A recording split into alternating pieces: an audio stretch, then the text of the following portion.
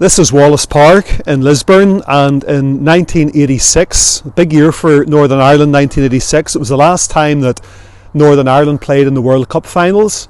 Barry McGuigan that year lost his title to Steve Cruz in Las Vegas, Nevada.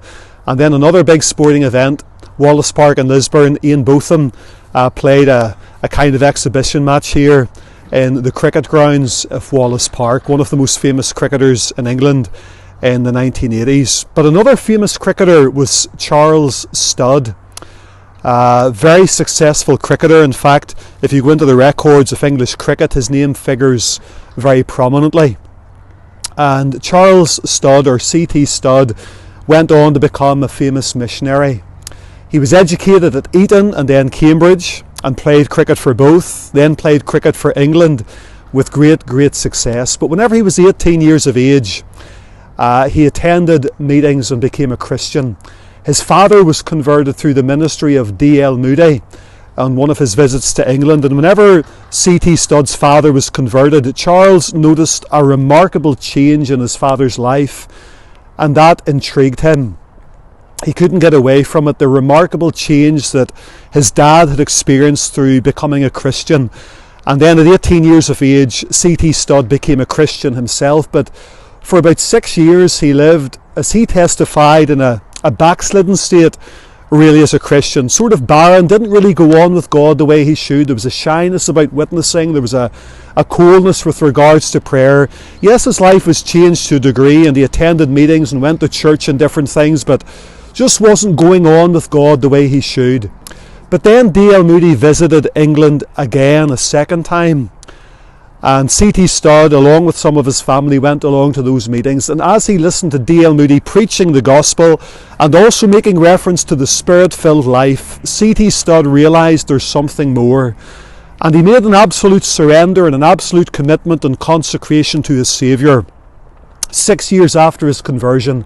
And his life from that moment on was radically altered and radically changed. It wasn't long after that before Hudson Taylor, the great missionary to China, was visiting England as well, and was making appeals in university campuses and churches right across England for workers to go to China. He visited Cambridge University, and C.T. Studd listened to his message, felt constrained to enter into full-time Christian work, and along with 6 other men, they became known as the Cambridge 7. Off they went to China. He was a great man of God.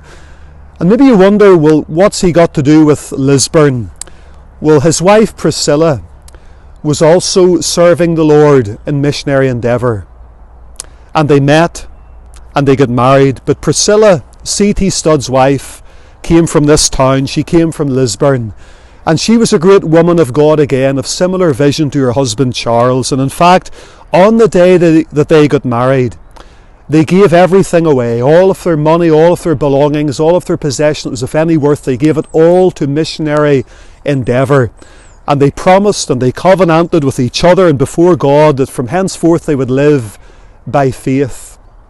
And so he gave up a very wealthy background. He gave away his inheritance, his life savings, his inheritance he was going to receive, gave it all away to missionary work, gave up his cricket career. People thought that he was mad.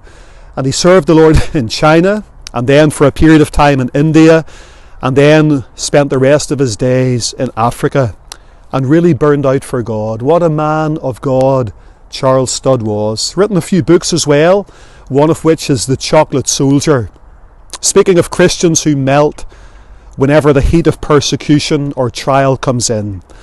And he made some remarkable statements in his life. Maybe the most famous one is this: if Jesus Christ be God and died for me, then no sacrifice could be too great for me to make for him.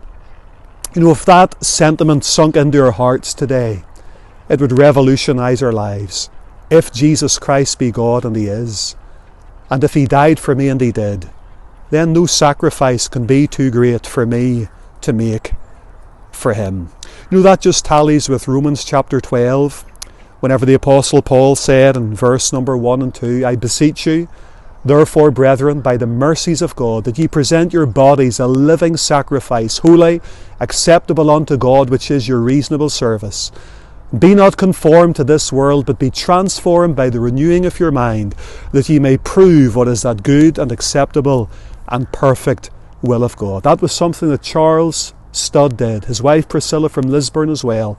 They presented themselves, their bodies, as living sacrifices unto God, and they proved God's will in their lives. Will you do the same in your life? Surrender your life to Christ. If He is God, and He is, and He died for you, no sacrifice can be too great for us to make for Him.